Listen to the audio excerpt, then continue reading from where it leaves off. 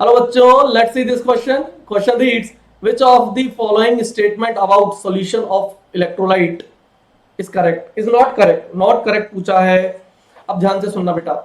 पहला option, conductivity of solution depends upon size of ions. ध्यान से सुनना. पहली चीज तो ये कि नॉट करेक्ट है. नॉट करेक्ट है. ठीक है, ऑप्शंस पढ़ते जाओ. कंडक्टिविटी जो होती है बेटा वो फ्री आयंस की वजह से होती है और आयंस के साइज पर डिपेंड करती है. अगर कोई पतला आदमी है, कोई छोटा आयन है तो वो जल्दी दौड़ेगा, बड़ा आयन है तो उसको टाइम लगेगा.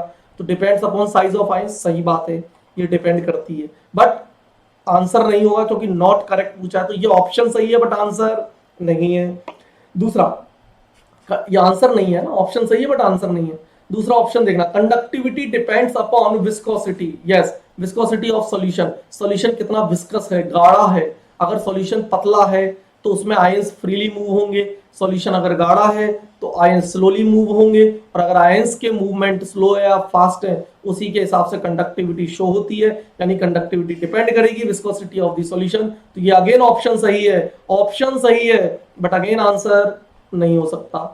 तीसरा option, conductivity does not depend upon solvation of ions present in solution. ये तो गलत बोल रहा है. हम तो बोल ही रहे हैं कि कंडक्टिविटी डिपेंड करती है सॉल्वेशन ऑफ आयंस. जितने ज्यादा आयंस का सॉल्वेशन होगा या जितने ज्यादा आयंस प्रेजेंट होंगे सॉल्यूशन में, उतनी ज्यादा कंडक्टिविटी होगी. लेकिन ये बोला डज नॉट डिपेंड, तो ये गलत बोल रहा है. और अगर ये ऑप्शन गलत है तो यही आपका आंसर होगा. क्या मेरी बात समझ में आई?